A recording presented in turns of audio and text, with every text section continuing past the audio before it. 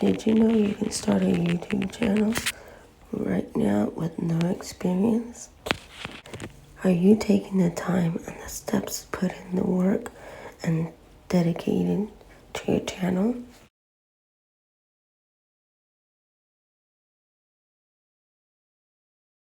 When is the time to make YouTube videos? When is the time to take your channel to the next level? Or are you just one of those people that, I don't have the right equipment. I don't have the audio, so you can't really hear me. Or it's too bright. Or not bright enough. Or I don't have the proper video editing. Or I don't have the proper stuff to make videos because it's just my phone. When is the time for you to start doing YouTube right and taking charge of your channel? That's what we're going to talk about today in today's video.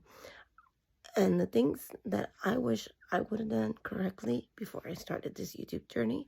So with that said, let's get to it because we all need some inspirations. And we're going to talk about a little bit about everything, including mental health. So let's dive right into the punch. One of the things that I want to talk about is mental health. It's really, really stressful because sometimes we can get worried and blown out because we make a great video and at least we think we make a great video. And then you go back and you're running around like crazy, pulling out your hairs because nobody's watching your videos. And you're just like, golly, I just made one video and it should have gotten 1 million views. Why hasn't it gotten 1 million views? Or maybe you're like everybody else. Hey, you want to sub to my channel? I'll sub to yours.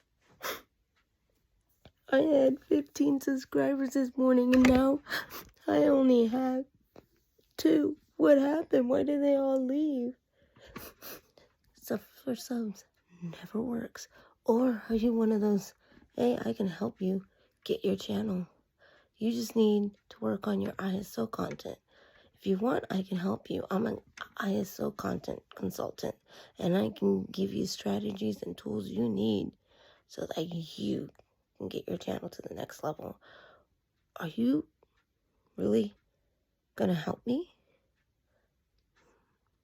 Or do you ever get people to be like, hey, I think your YouTube channel sucks and you should just give up? And don't worry, nobody's going to notice even if you're gone. You just suck anyways. Do you give in to those bad comments? Well, here in this YouTube world of mine, I like to turn it around and say, you got this. You can do this. It just takes time, practice, and dedication. It just takes one time to keep practicing. So remember one thing is research before your video, and it's going to help you not only figure out if you really want to make that one video, and it's also going to help you determine whether that is the perfect right topic for you. Not only that, working on different ISO settings, meaning optimization, meaning learning how to type in keywords that are going to help your channel get picked up by the algorithm. Because you have great content, you just need to figure out how to make it great.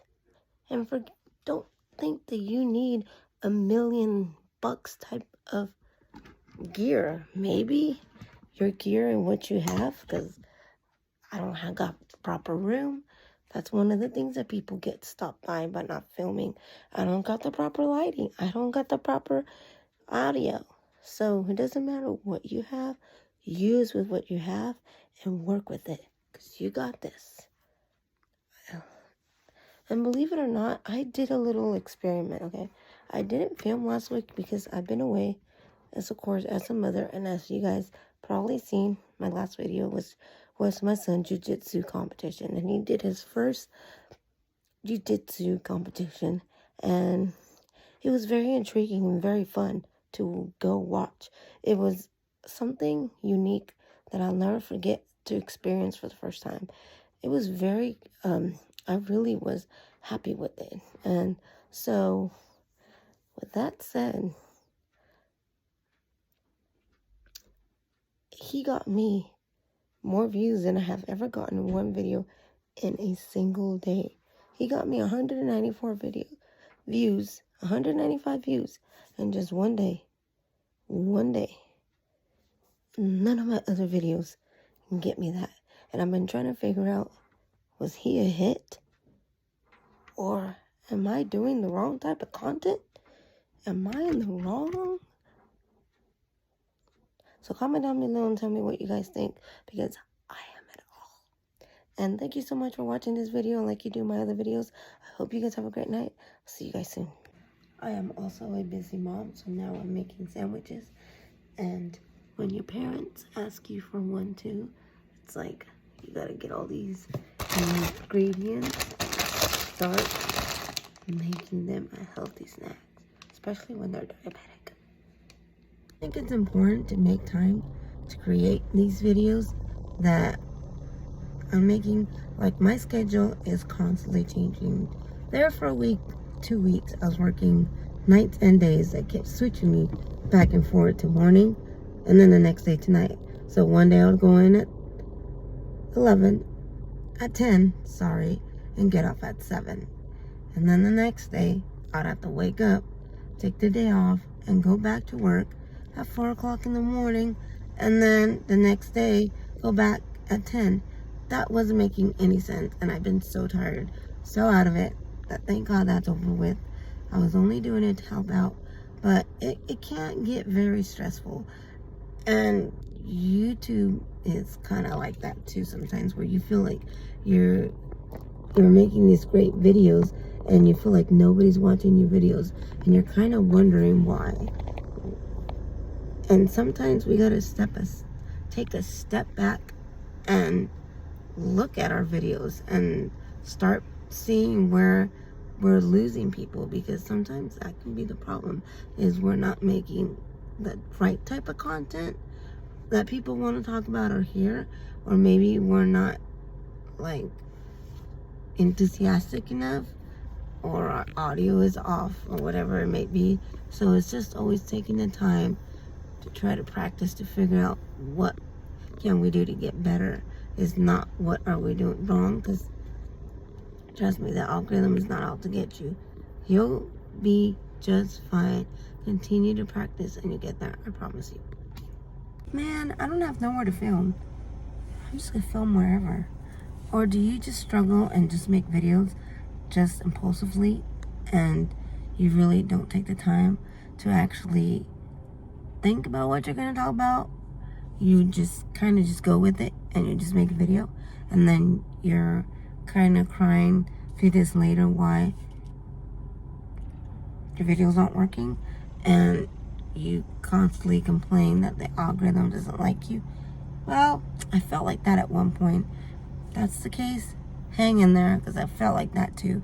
And one of the things that's been helping me is doing the research before I do my videos. So do the research before my videos. So this is something that I would actually tell myself if I was starting a YouTube channel again, because I was an impulsive video maker, and I would just do random things and just film whatever, and it's not even worth it. It's just better to take the time to study, and that way you get your right ISOs. You know, you can optimize your videos better, and you have a better chance of people actually liking your work, and the editing process won't be so hard. Believe me, it can get very difficult.